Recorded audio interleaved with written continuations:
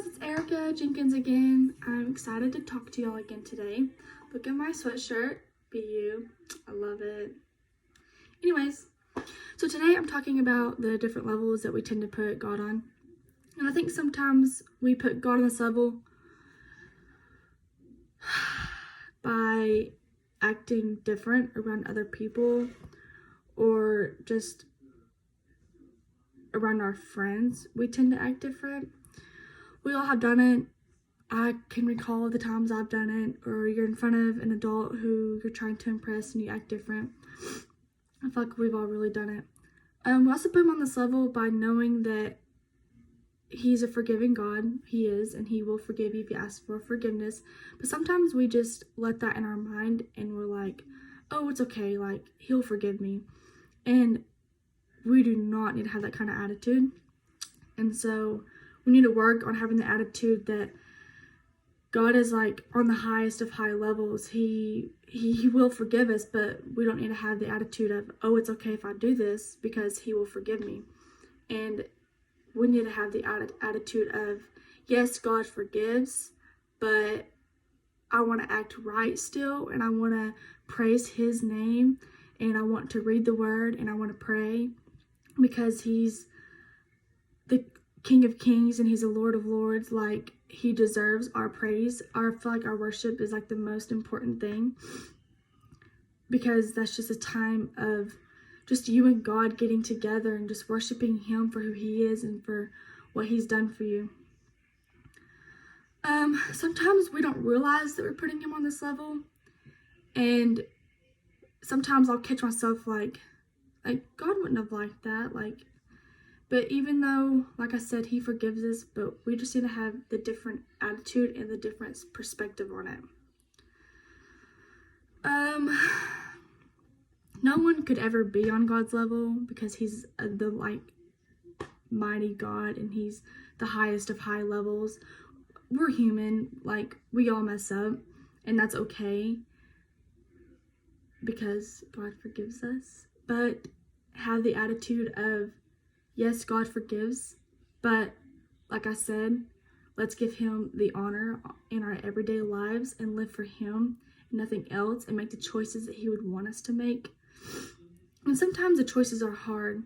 Sometimes you have a good and a bad choice, and then sometimes you have a good and a good choice, and you're like, oh no, what do I do? Well, the good and the bad choice, you should know to go with the good choice, but the good and the good choice, you need to pray about that one.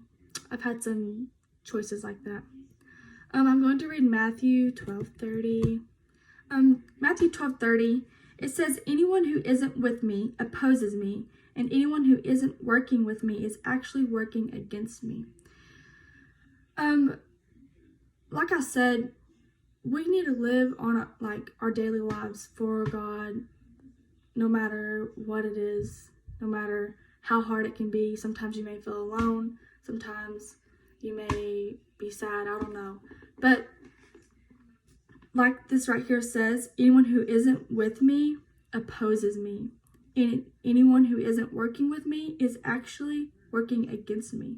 So if you're not working for God, what are you working for? Are you working for your friends? Are you working for social media? Are you you're pretty much working for the devil, because all of these worldly things are not of God. There is good in this world, but God deserves everything. God deserves for us to be his disciples into this world and to save other people to be able to go to heaven. I'm also going to be reading Romans 12. Like I said about living, being in this world of the worldly things and how they're sinful. Romans 12:2 says, don't copy the behavior and customs of this world, but let God transform you into a new person by changing the way you think. Then you will learn to know God's will for you, which is good and pleasing and perfect. If we're constantly going after the world, seeking something of the world, we're going to feel like we're missing something. We're going to feel rejected. We're going to feel sad, depressed, have anxiety or whatever. But if you come into God and into his hands, He will take care of you, and He loves you, and all those things will be so much easier to be able to handle. Ever since I've just grown my relationship in God, it's been so much easier. There's things that I just know that aren't right. It's easier to make choices that I know of. And like this says, don't copy the behavior of the world. It's only going to lead you to bad things of this world. But if you go into God, everything will be heavenly and great.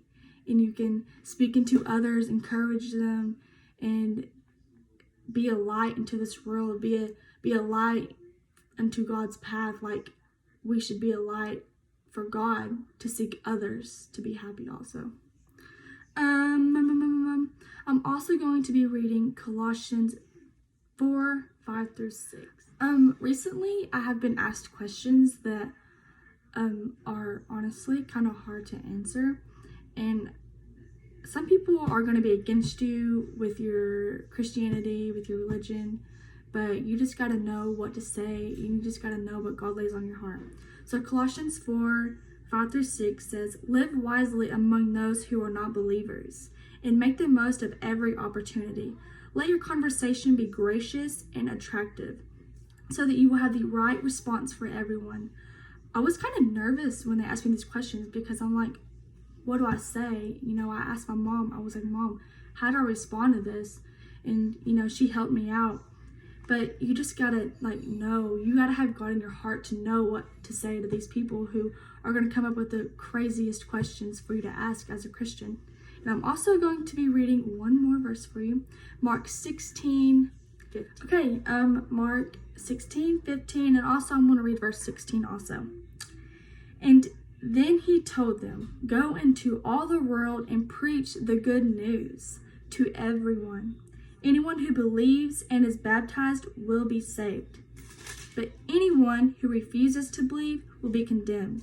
We're made to, like I said, be disciples of Jesus's light, be disciples of Jesus, and for others to come into Him. And right here on Mark 16, it says, "Go into all the world and preach the good news."